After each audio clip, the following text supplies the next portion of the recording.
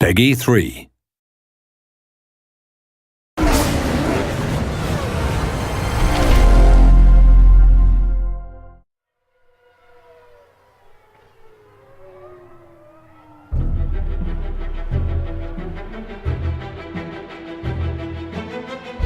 It's really the ultimate experience.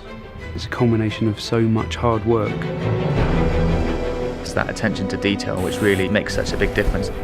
The drama, the tactics, the excitement, the strategy, we really have got to the heart of the sport.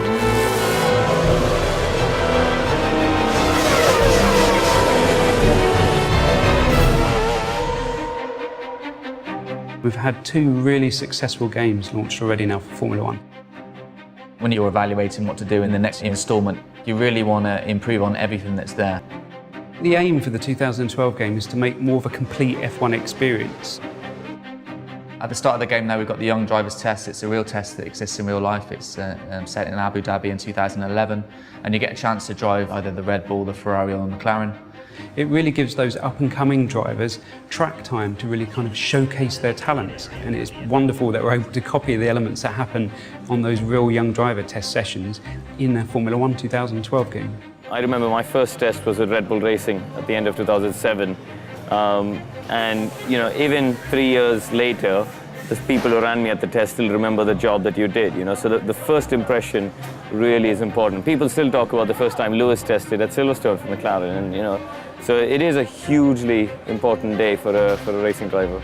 I think Codemasters have done a super job giving regular people a proper insight into what a Grand Prix car is like. The hot lap videos, you see these kind of things on TV all the time, and we're using Anthony Davidson, an ex-Formula 1 driver. And he's really just directing you on what makes a good lap. So he'll be pointing out the braking points, the things you should be watching out for. If it's a double apex, the sort of line you should be taking. This is kind of just giving you that fundamental information that you need in order to get to a new circuit, understand it very quickly and enjoy the most from it. Formula 1 games are very fast, always have been in the past, but what we've tried to do is enable the player to drive consistently.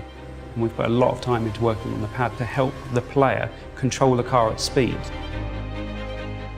We're not all Fernando Alonso's of this world, we make mistakes. So rather than just hitting the pause menu and restarting the race, you've got the ability to be able to rewind time and just get to a point before the incident and just try it again. Certainly for the novices, in terms of learning racing lines and avoiding incidents, they're a really useful tool. The thing that differentiates Formula 1 from all other motorsports is the strategy element. Being able to make the right call at the right time.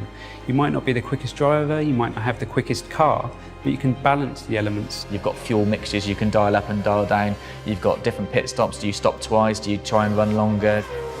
It's a thinking man's racing game.